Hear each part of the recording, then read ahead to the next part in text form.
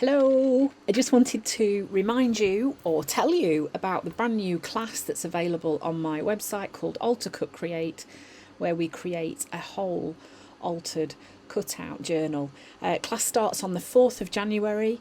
There is a lesson online ready for you to do if you buy the class. It's on a special early bird price of £60, £50 if you're an art journal lover, and the price will be going up on the 31st of December, so head over there and check it out. Hi everybody, it's Claire back with another art journal video, and this one is me inspired by Dina, which, as you know, happens a lot. I do love Dina's products, no surprise to you guys there, but I don't know if you know, I'm sure a lot of you do, Dina does a subscribers membership on Facebook, and every week she goes live and we just kind of get to watch her arting and playing, moving her hands, as she says. And so this journal page was directly inspired by watching Dina just letting loose and playing with her supplies. So I'm playing in the large craft journal. I've started off with some white gesso, and while that's wet I'm just scribbling in using a scribble stick. And then I've grabbed one of my favourite stamp sets. I cannot for the life of me put my hands on this. I think it might be called Take a Moment, I have a feeling. It's got this gorgeous face in. This is one of my favourite face stamps that Dina has produced. There's just something about the expression on this face that I absolutely love. I'm stamping it out onto some collage tissue paper, and one of the images I'm going to stamp onto some card as well. So I do end up stamping out some more as well, some more onto collage tissue paper, and these are just going to get layered and stuck onto the back of my page. I'm using matte medium to stick these down, and I am just going to be layering them over the top of each other, kind of creating that little bit of interest in the background to start off with. Yeah, just cutting a bit of the excess away there. So the great thing about having white on the background and then layering this collage tissue paper on is that it just melts in and you can't see where it is, where it's kind of layering over. It just disappears in really lovely. And then just adding in more images. Just decided 3 wasn't going to be enough. It's quite a big page, and I knew that some were going to disappear in the layers behind as well. So I think it's really good to challenge yourself to try different things. So this very definitely is not my natural go-to style. This is not how I would normally create, but I think, you know, when you try things out and you try these different styles and different ways that people create through doing classes or watching lives, whatever, you can kind of discover new techniques that you really like. So it is good to challenge yourself and push yourself to try these different things. So then I'm just pulling some lemon across the page using a large round brush, and kind of pulling it round the faces to start off with, and then using the same brush I'm then going in with magenta. Now because it's mixing with the yellow, it's gone kind of peachy, and I'm also mixing in some white as well, and I'm kind of doing these sort of little circles of open space, painted in amongst everything else that's going on. This is a technique that Dina uses a lot when she wants to calm down backgrounds, or, you know, it's one of her go-to things. And yeah, this isn't something I have tried, and I just end up usually covering up too much of the page, but I went with it and it worked okay. And I think having that white there as well, it means you're just kind of making different tones of the colour, and so it'll all play really nicely together. And then I was kind of pulling that across the page. Now obviously this is sped up just a little bit, but I was working quite fast and I was challenging myself to work quick and not overthink it. I think it's something that I do like to do. Sometimes I like to spend time playing and faffing, and that has its place, but sometimes it's good to just challenge yourself to just go for it and not overthink. I think I had some white paint left on my brush, and I've just pushed those two faces on the left into the background a little bit. And this one that I'm sticking down now is going to be almost like my main focal point. So then once that was all dry, I'm then using this angled paint blobs stencil from Dina with some more magenta again. I'm just adding a little bit of stenciling onto my page. Not introducing a new colour at the moment, so I'm just adding some stenciling using the colours that are already on my journal page. And I'm kind of using the direction of the arrows. I'm having them pointing at the faces. I love it when you've got stencils like that work really nicely because of the direction in them. This is the pointed stencil as well, and here I'm just using a bit of white on my blending tool and just pulling a bit more stenciling through the page as well. Now, I wanted to pull these faces back out again, so here I'm just using a Stabilo All Pencil, and I am just tracing over the lines that are already there, and I have pulled the body shape down the page as well. And if there's anywhere where I can't quite work out what the face will, I'm just making it up. So, you know, I'm going for that loose scribbled look. So then I've left this bit in for you to see that I kind of thought, okay, Dina added these really funky collars, and I added it on, and I was like, really don't like that. It's awful. So got a baby wipe. I was like, oh yeah, that'll come off. But then of course on the white card, absolutely not. No, I just made a mess.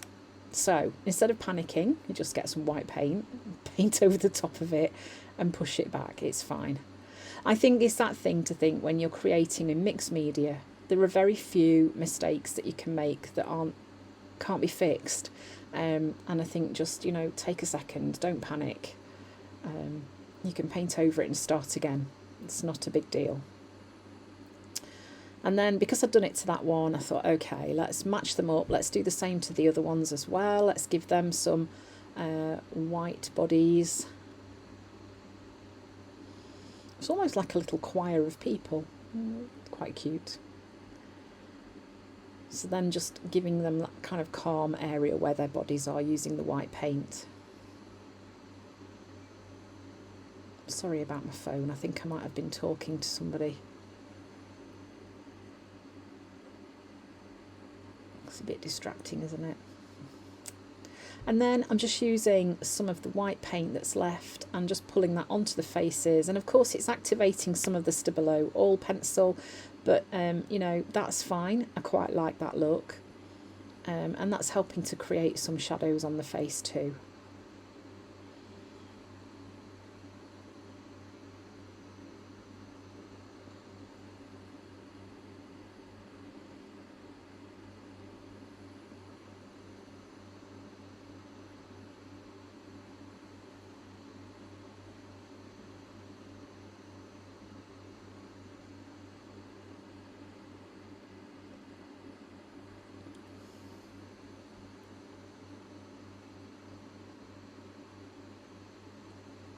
So then I've grabbed, that looks like a neo colour too, in a sort of really pale brown colour. I'm just adding a little bit of colour onto the faces, not worrying too much about adding too much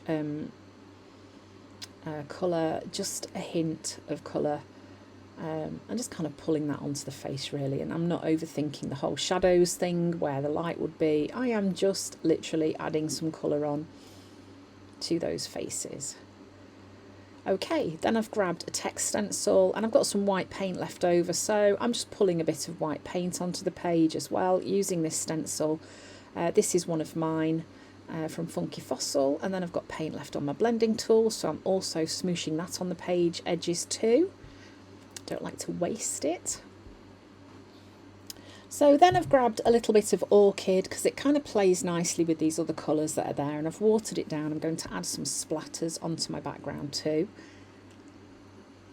using my very small fan brush that makes people laugh. It's the only one I can be trusted with, and even with this small one I still manage to decorate anything that gets in the way.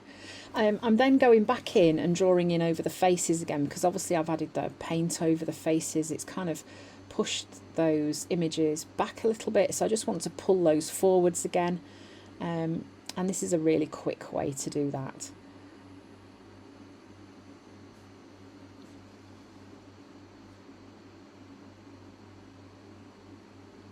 And then I decided I would draw a collar on these ladies. So keeping it contained in the space that's there, I am just drawing these loose lines in using the Stabilo All pencil. And then I am going to use some, I think I used turquoise as a bit of a pop of contrast colour. And I'm going to add the paint into the collar shapes.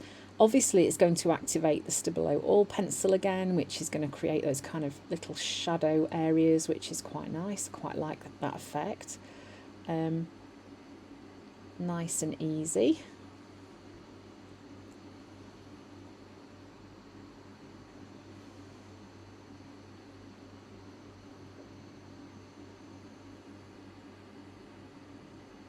And once I've got that turquoise added in onto all of them, then I'm going to go in with a bit of white and just add a little bit of contrast to those.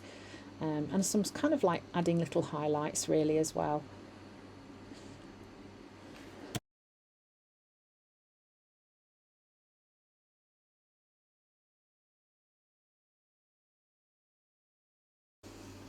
So now I'm just going in with some white and just blobbing that on as well. They almost do look like a choir now, don't they?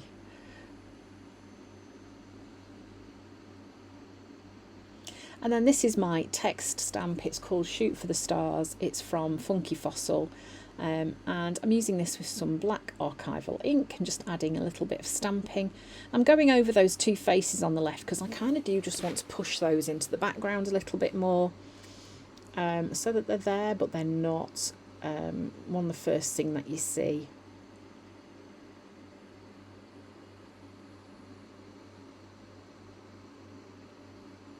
Then I'm just going over those funky collars that these girls have got. Now they're dry. And then just adding a bit of water and activating that Stabilo All pencil just to create that kind of shadow effect a little bit. It's really fun to play with the Stabilo All pencil. You can create some really cool effects with it. So then I've just grabbed my water brush because it is actually a much easier way to get that to activate than using a paintbrush. You got to keep collecting water, whereas a water brush, obviously it's got the water there all the time. So that was a much easier way to do it.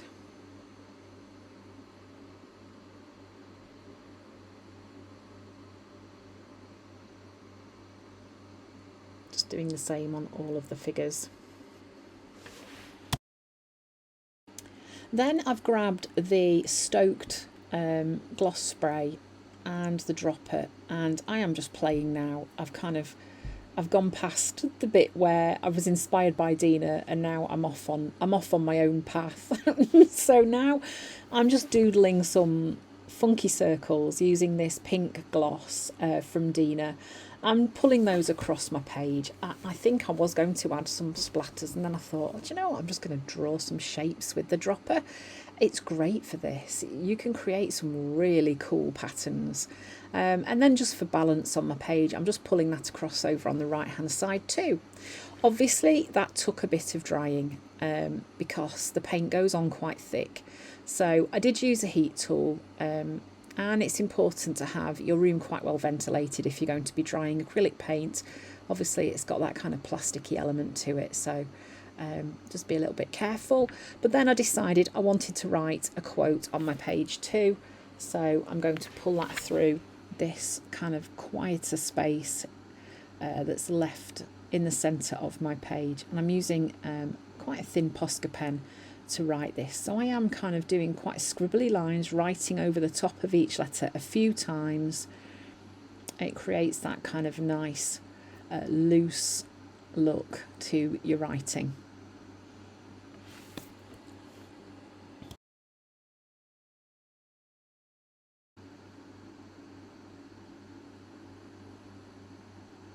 So this page totally inspired by one of Dina's supporters videos. It was lots of fun to play with, and I love how the layers really worked on this. So thanks for watching. I hope you've enjoyed the video, and I hope to see you again soon.